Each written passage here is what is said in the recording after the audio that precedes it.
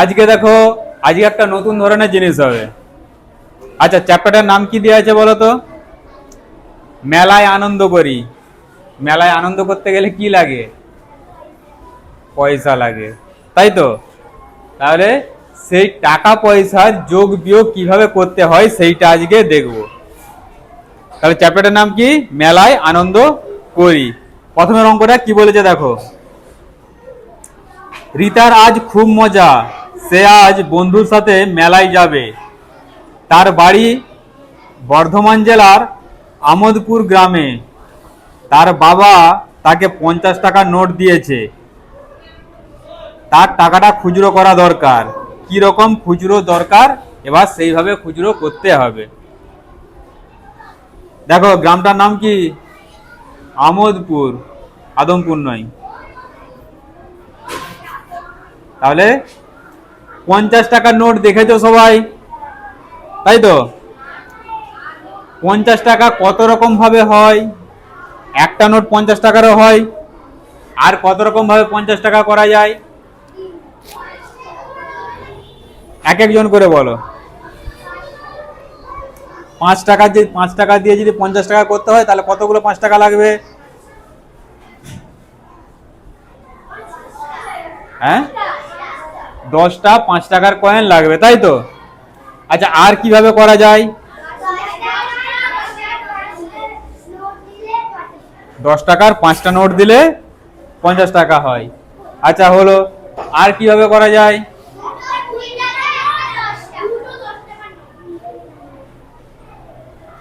দুটো 20 টাকার নোট, একটা 10 টাকার নোট, তাহলেও হবে 50 টাকা।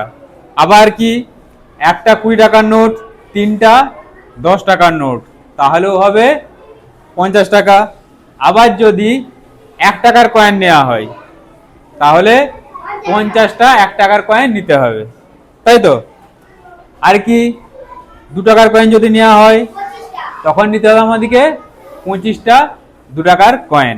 তাহলে আমরা যেই যেই নোটগুলা বা কয়েনগুলোর কথা বললাম সেই সেই ধরনেরই শুধু নোট আর কয়েন পাওয়া যায়, তার বাইরে সম্ভব নয়। যদি আমরা 3 টাকার কয়েন বলি, 3 টাকার কয়েন পাওয়া যায়? 3 টাকার কয়েন পাওয়া যায় না, তাই তো? 6 টাকার যদি বলি, 6 টাকার কয়েন পাওয়া যায়? বা 6 টাকার নোট পাওয়া যায়? পাওয়া যায় না। তাহলে কিছু নির্দিষ্ট পরিমাণ টাকার অ্যামাউন্টই বা টাকার পরিমাণই হচ্ছে নোট বা কয়েন আকারে পাওয়া যায়। আর এক ধরনের পাওয়া যায়, 50 পয়সার একটা কয়েন পাওয়া যায়, তাই তো? তাহলে দুটো 50 পয়সা দিলে কত হবে? 1 টাকা, তাই তো? তাহলে এই এই ধরনের নোটগুলোই আমরা আমাদের ব্যবহারের জন্য পাই। তাহলে 50 টাকাকে ভাঙতে গেলে আমরা এত রকম ভাবে ভাঙতে পারি। এবার পরে দেখো যোগ বিয়োগ কিভাবে হয় সেটা দেখানো হবে।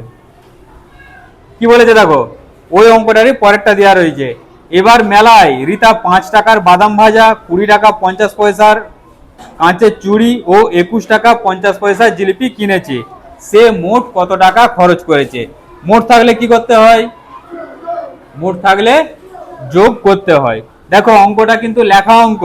লেখা অঙ্ক যেইভাবে করতে হয় বলে দিয়েছি, পরীক্ষায় পড়েছিল সেটা দেখিয়েও দিয়েছি।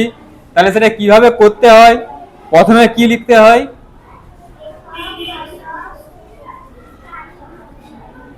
না, লেখা অঙ্কের জন্য প্রথমে কি লিখতে হয়? গণিতের ভাষায় প্রথমে লিখতে হয়, গণিতের ভাষায়। গণিতের ভাষায় লিখে অঙ্কটা আগে কি করতে হবে? যোগ করতে হবে না বিয়োগ করতে হবে না গুণ না ভাগ, কি করতে হবে সেইটা আগে লিখতে হবে, ঠিক আছে? তারপর লিখতে হবে কি? সমাধান, যেখানে অঙ্কটাকে কষতে হয়। আর সবার নিচে লিখতে হয় উত্তর, অতএব দিয়ে উত্তর লিখতে হয়। মনে থাকবে? তাহলে গণিতের ভাষা এখানে লিখে দেখাবো। আচ্ছা তাই হোক, লিখেই দেখাই।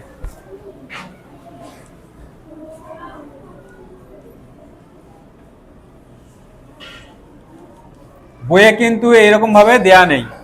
বইয়ে শুধু অঙ্কটা কষে দেওয়া রয়েছে, অঙ্কটা কষতে দেওয়া রয়েছে আর নিচে উত্তর লেখা আছে। বোঝা গেল কি বললাম? তাহলে গণিতের ভাষায় লিখতে গেলে কি লিখতে হবে? যতগুলো সে জিনিস কিনেছে সেই জিনিসগুলোর দামের যোগফলটা পরকে পর আমাদেরকে লিখতে হবে, তাই তো? তাহলে প্রথমে কি লিখেছে, কি কিনেছিল? 5 টাকার বাদাম 5 টাকা, তার সাথে যোগ হবে কি 20 টাকা 50 পয়সার কাঁচের চুড়ি, তাহলে এর সাথে যোগ হবে 20 টাকা 50 পয়সা।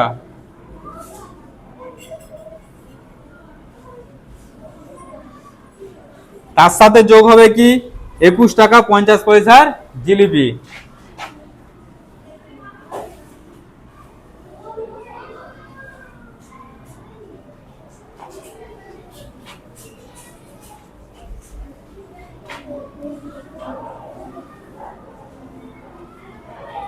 সমান কত, এটা আমাদেরকে বার করতে হবে।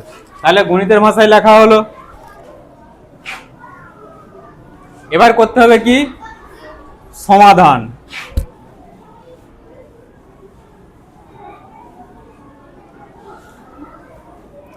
দেখো এখানে সমাধানটা একটু অন্যরকম ভাবে লিখতে হবে। এতদিন তোমরা যে যোগ বিয়োগ করেছো সব কি করতে হয়েছে, স্থানীয় মানে সাজিয়ে করতে হয়েছে।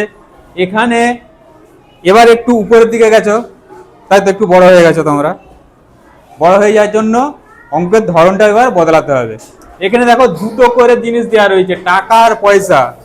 এখানে যদি স্থানীয় মান হিসাবে একক দশক করে সাজাতে যাও তখন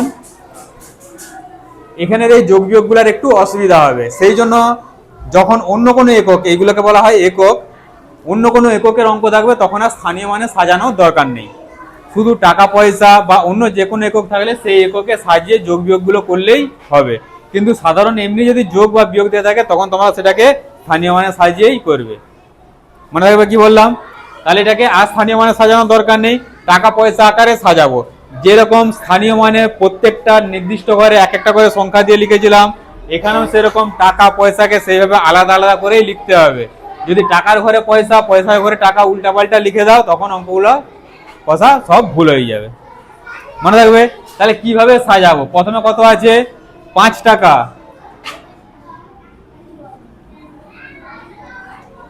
লেখা হলো। তারপরে কত আছে 20 টাকা 50 পয়সা, তাহলে টাকার সাজা টাকা লিখতে হবে।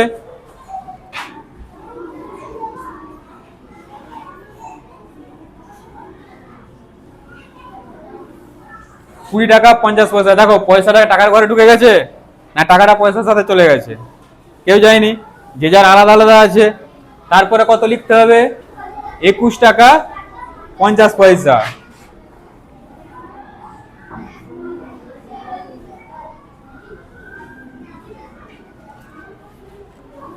হলো সাজানা, অঙ্কটাকে সাজিয়ে লেখা হলো। এবার কি করতে হবে, আমাদেরকে এটাকে যোগ করতে হবে। যোগ করার সময় একটা জিনিস খেয়াল রাখতে হবে, যেই এককগুলো দেওয়া রয়েছে টাকা বা পয়সা যেটাই দেওয়া থাক সেই সোজায় সেইটাকে আগে লিখে দেবো। যোগ করার আগে সংখ্যাগুলো যোগ করার আগে যেই জায়গায় টাকা বা পয়সা রয়েছে সেইগুলো আগে আমরা লিখে ফেলবো। মনে রাখবে কি বললাম? তাহলে প্রথমে লেখো পয়সা, তারপরে টাকা। হলো, এককগুলো লেখা হলো। এবার যোগ করো, কারণ যদি এককগুলো না লিখে আগে সংখ্যা যোগ করে দাও সংখ্যাগুলো এর সাথে মিশে যেতে পারে। সেই জন্য আগে এককগুলো লেখো, টাকা পয়সা যেটা থাক সেই সোজা আগে লিখো, তারপর যোগ করো। এবার যোগ করতে পারবে? যোগ করো। 0 আর 0 কত হবে? 0। 5 আর 5 10। দেখো আর এই ঘরে 10 এর এখানে 0 মাথায় 1 এখানে লেখার দরকার নেই। ঠিক আছে কি বললাম? তাহলে 10 এখানে আছে, এখানেই 10 শেষ করে দিতে হবে, কারণ এটা কি পয়সার ঘরে যোগ হচ্ছে। মনে রাখবে কি বললাম? তাহলে এখানেই 10 লিখে দাও। ঠিক আছে, তাহলে পয়সার ঘরে যোগ আমার শেষ হয়ে গেল। পয়সার ঘরে যোগ করতে করতে পয়সার ঘরের সংখ্যা কখনোই টাকার ঘরে আসবে না। মনে রাখবে। এবার টাকার ঘরে যোগ করো। 1 0 আর 5 কত হবে যোগ করলে? 6। 2 আর 2 কত হবে? 4। তাহলে আমাদের যোগ করতে কত বেরালো? 46 টাকা 100 পয়সা। আচ্ছা আমরা কি জানি 100 পয়সাতে কত হয়? 100 পয়সাতে হয় 1 টাকা। তাহলে আমাদের এখানে আর 100 পয়সা রাখার দরকার নেই, তার নিচের লাইনে করতে হবে, এখানে কেটে নয়, তার নিচের লাইনে সমান দিয়ে লিখতে হবে। তাহলে 100 পয়সা সমান যদি 1 টাকা হয়ে যায় তখন সেইটা আর পয়সার কাছে থাকবে, তখন সেটা কোন ঘরে আসবে? টাকার ঘরে। তাহলে 1 টাকা এখানকে চলে আসবে, 1 টাকা এখানকে চলে আসলে কত হবে? কত ছিল আগে? আগে কত টাকা ছিল? আগে কত টাকা ছিল? 46 টাকা ছিল, তার সাথে 1 টাকা চলে আসলো, কত হবে? 47 টাকা। তাহলে এখানটায় হয়ে যাবে 47 টাকার পয়সা কিছু লেখার দরকার নেই, বা শূন্য পয়সা লিখতে পারো। কারণ কি এখানে পুরো 100 পয়সাটাই আমাদের 1 টাকা হয়ে গেছে, তাহলে আর পয়সার ঘরে কিছু থাকবে? কিছু থাকবে না, সেই জন্য এখানে শূন্য। এই লাইনে কেটে কেউ করবে না, বা এখান থেকে 10 এসে গেছে বলে 1 আমাদের হাতে এসে আগের ঘরকে চলে আসবে, এইরকমও কেউ করবে না, ঠিক আছে? যেই লাইনে 100 পয়সা এখানে যা যোগ হচ্ছে তাই যোগ হয়ে থাকবে, তারপরের লাইনের নিচে সমান দিয়ে সেটাকে যদি পরিবর্তন করতে হয় তখন সেটাকে পরিবর্তন করব। মনে থাকবে সবারই কি বললাম? তাহলে আমাদের উত্তর হলো, সমাধান করা হলো। এবার আমাদেরকে উত্তর লিখতে হবে। উত্তর লেখার জন্য কি দিতে হবে বলেছি? কি চিহ্ন দিতে হয়? উত্তর লেখার জন্য অতএব চিহ্ন। অতএব চিহ্ন দেওয়া হলো। এবার উত্তরটা কি লেখাবে? সে মোট কত টাকা খরচ করেছে, নাকি? তাই উত্তর লেখো। কত জায়গায় শুধু উত্তরটা বসে যাবে। কত আছে উত্তর? 47। 47 কি? 47 টাকা। 47 টাকা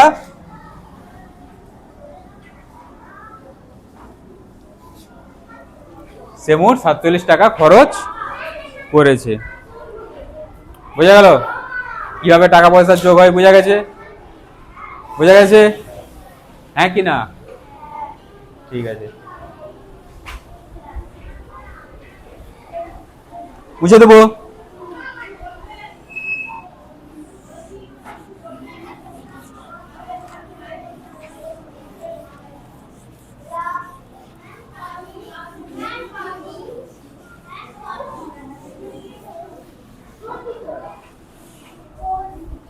আচ্ছা, ওর সঙ্গে আর একটা দেওয়া রয়েছে, মানব কত টাকা খরচ করেছে, একই রকম ভাবে যোগ করতে পারবে। তারপরে একটা দেওয়া রয়েছে, দেখো, বাড়ি ফেরার সময় ওরা দুজনে নাগরদোলায় চড়েছে, প্রত্যেকের 8 টাকা করে লেগেছে। তাহলে কজন নাগরদোলায় চেপেছে? মানব আর কে? রীতা। কজন মানব, কজন চেপেছে? দুজন। তাহলে উঠতে গেলে দুটো টিকিট কাটতে হবে। একটা টিকিটের দাম যদি 8 টাকা হয় তাহলে দুজনের টিকিট কাটতে গেলে কি করতে হবে বলেছি? দুবার যোগ করতে হবে। বারবার একই সংখ্যাকে যোগ করা সহজ নিয়ম, গুণ। তাহলে আমাদের সেটাকে গুণ করেও করতে পারবো। কি রকম না, 8 টাকা গুণিত 2 সমান কত হবে? 16 টাকা। ঠিক আছে, টাকার গুণও করতে পারবে। এবার একটা পরের পাতাতে দেখো, একটা বিয়োগের অঙ্ক দেয়া রয়েছে, তাহলে যোগ বিয়োগ একসাথে দেখানো হয়ে যাবে।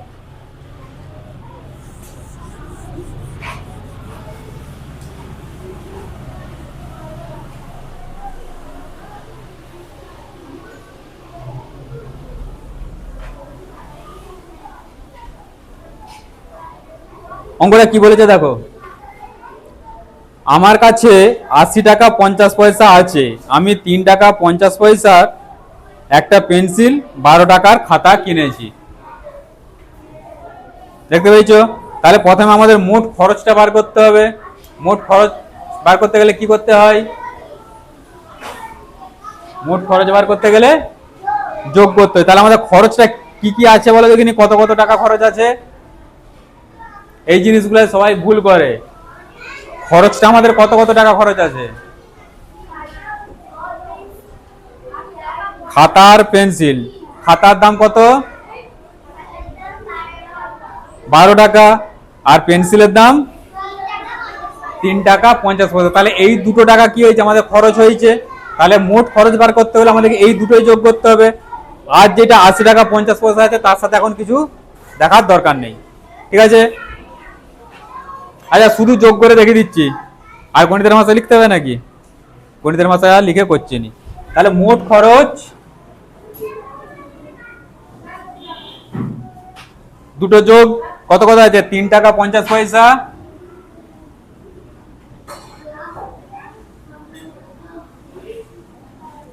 আর খাতার দাম 12 টাকা।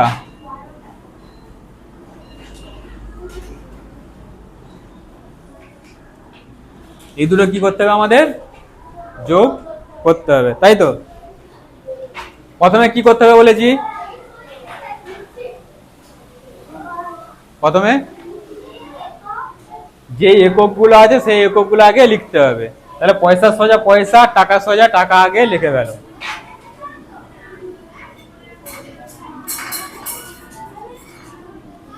পয়সা টাকা হলো। এবার যোগ করো। এখানে কিছু আছে পয়সাতে? কিছু নেই, তাহলে যা আছে 50 সেটাই বসে যাবে। হলো। এবার টাকার যোগ করো। হ্যাঁ, একটা একটা করে সংখ্যা যোগ করো। 3 আর 2 5। তাহলে সে মোট কত টাকা খরচ করেছে? 15 টাকা 50 পয়সা। অঙ্কটা কিন্তু এখনো শেষ হয়নি। বলেছে তার কাছে কত টাকা বাকি রইল, বা তার কাছে কত টাকা পড়ে রইল। তার কাছে ছিল মোট কত টাকা? মোট কত টাকা ঠিক করে দেখে বলো। তার কাছে ছিল মোট কত টাকা? 80 টাকা 50 পয়সা, আর তার খরচ হয়েছে 15 টাকা 50 পয়সা। তাহলে যে পরিমাণটা ছিল তার থেকে কিছু খরচ হয়ে গেলে কি করতে হয়? বিয়োগ টাকা 50 পয়সা থেকে করতে হবে। তাহলে তার কাছে রইলো, বা আমার কাছে রইলো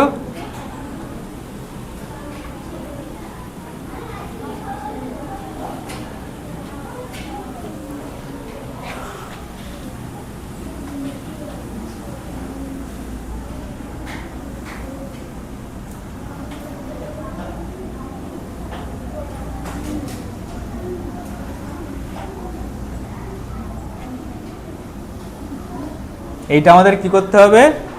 বিয়োগ করতে হবে। ঠিক আছে, এবার বিয়োগ করো। আবার সেই আগের মতনই পয়সা সোজা পয়সা, টাকা সোজা টাকা, আগে লিখতে হবে।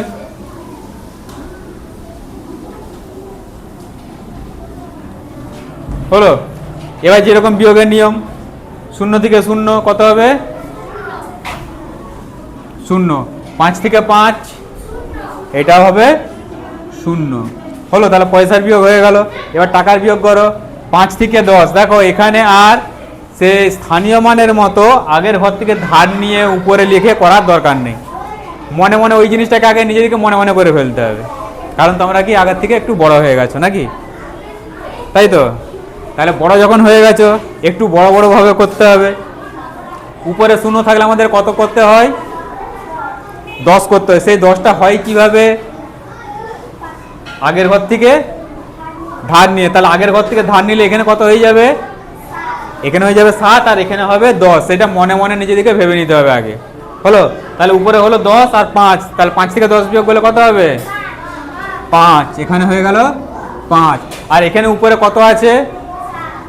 7, আর নিচে আছে 1। তাহলে 1 থেকে 7 কত হবে? 6। ব্যাস, আমাদের অঙ্ক হয়ে গেল। বুঝে গেল?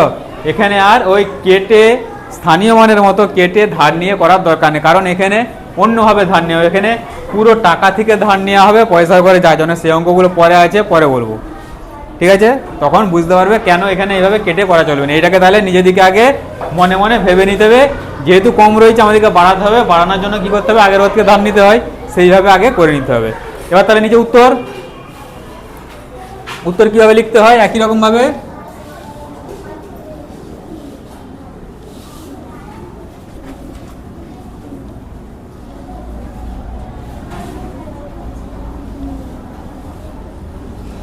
আমার কাছে 65 টাকা রইল। হবে এবার যোগ বিয়োগ। হ্যাঁ, যোগ বিয়োগ হয়ে যাবে। পরের পাতা থেকে দেখো কিছু জিনিসের ছবি দেওয়া রয়েছে আর দাম দেওয়া রয়েছে, দেখতে পেয়েছো? পরের পাতায় কিছু জিনিসের ছবি আর দাম দেওয়া রয়েছে। এবার তোমাদেরকে ওখান থেকে যে কোনো দুটো জিনিস কি তিনটা জিনিসকে নিয়ে তার দামগুলোকে যোগ করে মোট কত দাম হচ্ছে বার করতে হবে। করতে পারবে তো? আর দেখাতে হবে নাকি? আর দেখাতে হবে? হয়ে যাবে, ঠিক তো? ব্যাস।